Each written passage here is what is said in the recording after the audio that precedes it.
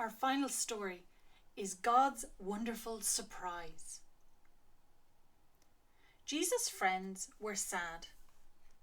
They would never see their best friend again. How could this happen? Wasn't Jesus the rescuer?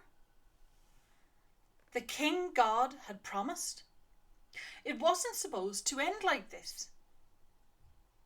Yes, but whoever said anything about the end?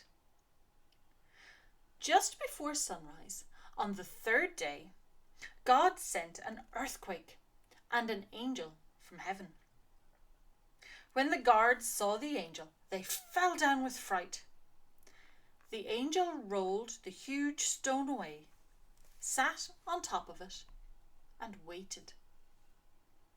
At the first glimmer of dawn, Mary Magdalene and the other women headed to the tomb to wash Jesus' body.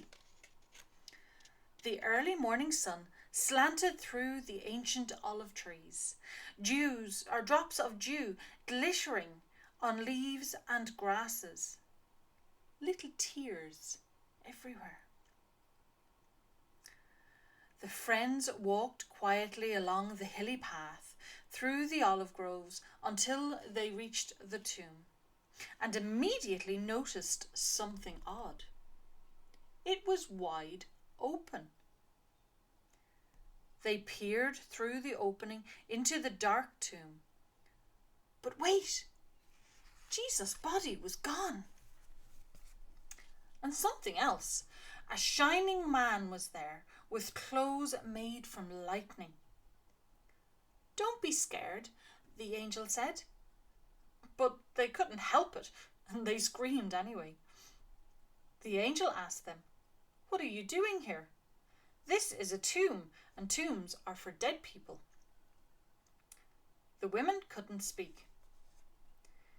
"Jesus isn't dead anymore," he said. "He's alive again."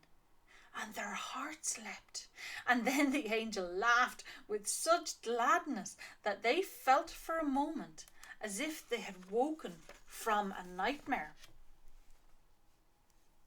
The other women rushed home, but Mary stayed behind. How could it be true? Jesus was definitely dead. How could he be alive? Just then, Mary heard someone else in the garden. Perhaps it's the gardener, she thought. He'll know where Jesus' body is. "I don't know where Jesus is," Mary said urgently. "I can't find him." But it was all right. Jesus knew where she was, and he found her. "Mary." Only one person said her name like that. She could hear her heart thumping, and she turned around. She could just make a figure out. She shaded her eyes to see and thought she was dreaming. But she wasn't dreaming. She was seeing. "Jesus!" Mary fell to the ground. Sudden tears filled her eyes, and great sobs shook her whole body. And all she wanted in that moment was to cling to Jesus and never let him go. "You'll be able to hold on to me later, Mary," Jesus said gently, "and always be close to me. But now go and tell the others that I'm alive." Mary ran and ran all the way to the city. She'd never run so fast or so far in all her life. She felt she could run forever. She didn't even feel like her feet touched the ground.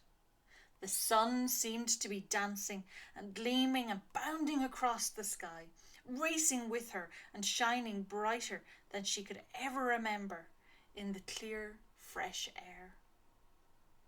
And it seemed to her that morning, as she ran, almost as if the whole world had been made anew. Almost as if the whole world was singing for joy. The trees, tiny sounds in the grass, the birds, her heart. Was God really making everything sad come untrue? Was he making even his death come untrue? She couldn't wait to tell Jesus' friends. They won't believe me, she laughed. And she was right.